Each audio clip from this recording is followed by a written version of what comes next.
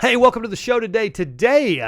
Got to tell you, kids, get off the hill. Quit running up and down that hill till you feel like you're going to puke. These hills are just killing me on these social media posts. Do you remember that when you were a kid? Oh, I hated hills. I mean, they can be used. It can be a structured type of a speed exercise. But the biggest thing that I find is there's a difference in conditioning and speed training.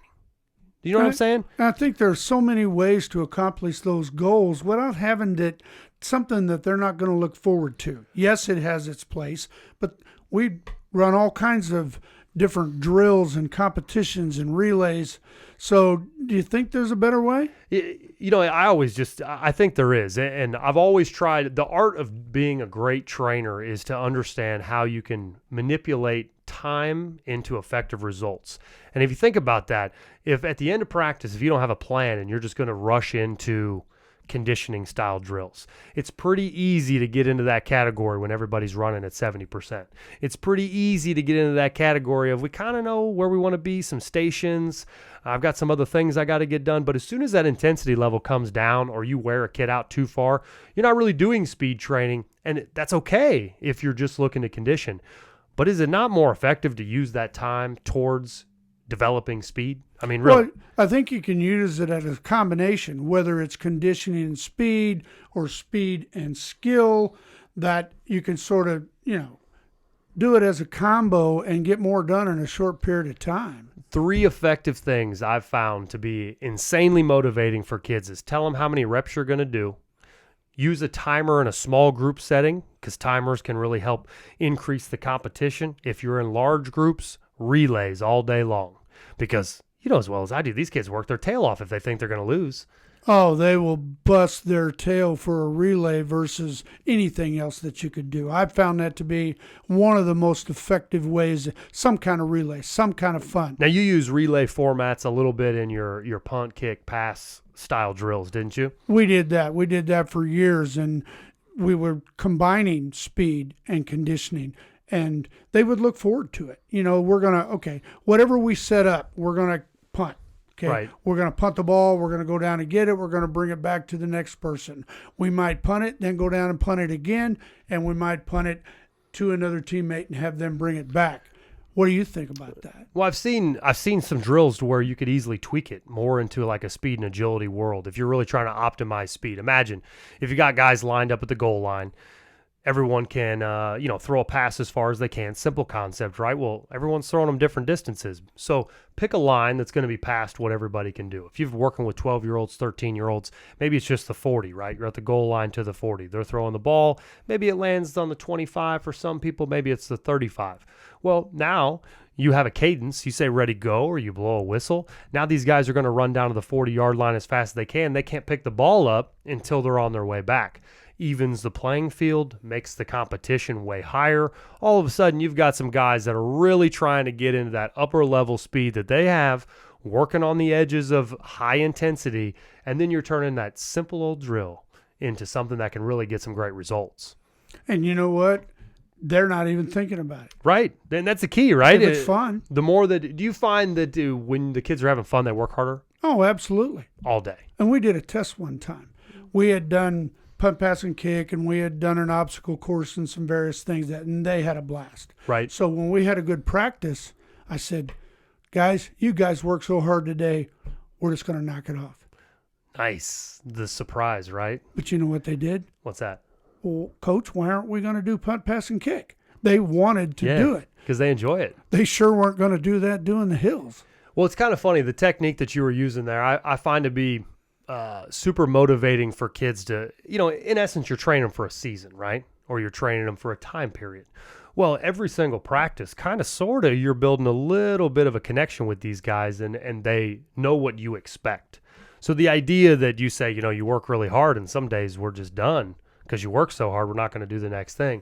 That can pay off dividends. And let me give you that in the inverse. I remember when we were training in college all the time, we would do these crazy long distance, insane things that really had I don't see what the point was. I mean, like we would just run 5-mile deals and you couldn't see half the guys. The guys that just had to be first place all the time, they were there. And some of the guys just knew that we weren't really doing anything, so they were way back in the back. And then after a while, you'd have the coach call out, all right, We've got sprints. First person done gets to stop.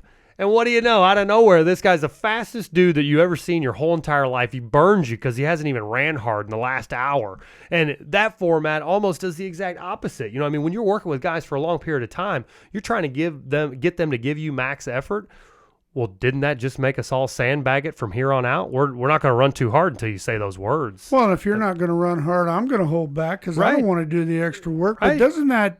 didn't that seem like the coach wasn't paying attention? You know, I think that a lot of people use old school tactics that they had to go through, and it's not really thinking forward too awful much. I mean, that mentality, sure, you know, running with a plate above your head and just because it's really, really hard because you had to do it as a kid, doesn't mean it's good for your shoulder as a pitcher. It doesn't mean it's a great drill. But I think there's a lot to be said with that. I mean, guys are still running that Oklahoma drill for football, even though that they know that brain injuries are a big part of the game.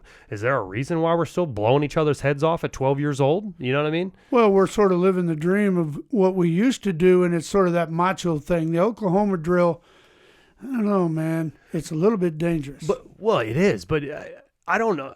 To me, you can tweak the concept. What is great about the Oklahoma drill? You've got the whole team around, insane camaraderie. You get to see who's the toughest guy, but really there's a lot of chatter, a lot of engagement from your team. So you just got to find creative ways to do things in that same method that's not going to injure a brain. You know what I mean?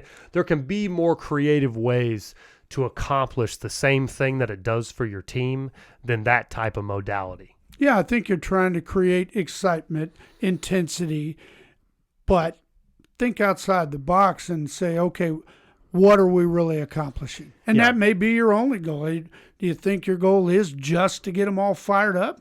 Yeah, you know, you got to accomplish something. And that's where, you know, when we went through those 3 ideas of what you should do, if you're in a large group setting, have you ever found anything that works better than relays, really? No. It's everybody's involved. Everybody's engaged. They're all looking at who they're next to, and you're counting to see who's going to be the guy girl you're going against, and you know you're into it. Right. And rather, I think that one tweak between relays that you oftentimes don't see much with dads or younger coaches, right, is you can mix up this relay fashion in a whole lot of different ways. And some examples would be, oftentimes, what do you think traditionally of a relay? You go run down, you go run back, and then they're going to go, right? But different segments, you could easily turn all these types of relays into specific speed and agility stuff. Throw a ladder down in between this 30-yard deal. Now the guys come up to a ladder, the girls come up to the ladder, they run through a ladder sequence that you choose beforehand. You can still have this race mentality, but now we're working on footwork as well. You know, you set things up a little shorter. Maybe you want to run 5-10-5s out of it, right? Now we're working our pro agilities, coming in, going both directions, and as soon as you get done, the next guy's got to get in there. You know, those kinds of things you can mix in specific drills in a relay fashion as well. So imagine one example would be, if you're going to do the pro agility, very popular drill, right? You set up your cones 5 yards apart, stand in the middle. Now you're ready to go one direction, go the full length the other way, break through the middle. Well, if you've got a team of, 4, you got 5 groups of 4, all you'd have to do, see who wins each round, right? See who wins each round. All of a sudden, by the end of that, we've got these 4 groups, 5 groups going through. You still know who the winner is, but now you're doing agility work instead of just that simple gasser where you run 20 yards and come back. You just got to be creative. You know, have you ever found a drill that just really hit home, like something that everybody just loved to do? Well, we used to do the an obstacle course, and that, along with the relays, was something that was really, really effective. So kind of along the line of what you're talking about. We're going to jump over bags. We're going to go through cones. One of the things that we used to do is we would get the parents out there and set them out in certain stages, and the kids loved to run around their parents. Yeah, that's true. I used to push them. What age group was that? Because, you're not going to see that in high school, No. probably college, but what age group was that really effective in? Generally, probably maybe 3rd to 5th or 6th grade. After that, That's a good idea. they don't even want the parents there. So, Right. you know. That's clever though. At young ages, it's kind of hard to keep kids super engaged and working hard, but that's a really good insight on how to do that. Well, when you're thinking about how do I keep them focused, that's one of the keys. Like when you were talking about we're going to make it a competition, even if it's a 5-10-5, I don't just get done and go over there and kind of look around. I'm going, what's these guys doing? Right, right. Well, I've found too when you're doing like K-band specific drills, what's nice about doing them in groups like that is not everybody's going at once. So when you segment them, not only do you keep everybody moving as a group, but you get rest periods in between. But then you're only having to keep your eyes on 5 guys at a time. So I can tell when, guy 3 rows back's not really working his knees as high as he needs to build hip flexor strength with K-band. So I'm going to walk around and go check him, as the other coach is kind of working as well. Some of those things can really help. But let's get into, what do you think about on an individual basis? A lot of times we get tagged on things on social media. We got a hashtag K-bands training, hashtag K-bands. They're sending in drills that they're doing, right? What are some things that these guys can do to help their kids get a little bit better in that, not just conditioning, not just running these hills nice and slow? What are some techniques that a dad can use with their kid to get that level of effort that we've all seen in large groups? It's easy to get it out of a large group, but in that little level like that, dad's out the park telling you to go hard, and it's like, man, Dad, what do you know? Well, they're going to do that every time. Right. But is it just get a trainer? Is that the only answer? It can't be Dad, or what should Dad do? I think if you're a dad and you're going to do it, you got to talk to them. You got to communicate with them. Ask them questions. Hey, what do you want to do?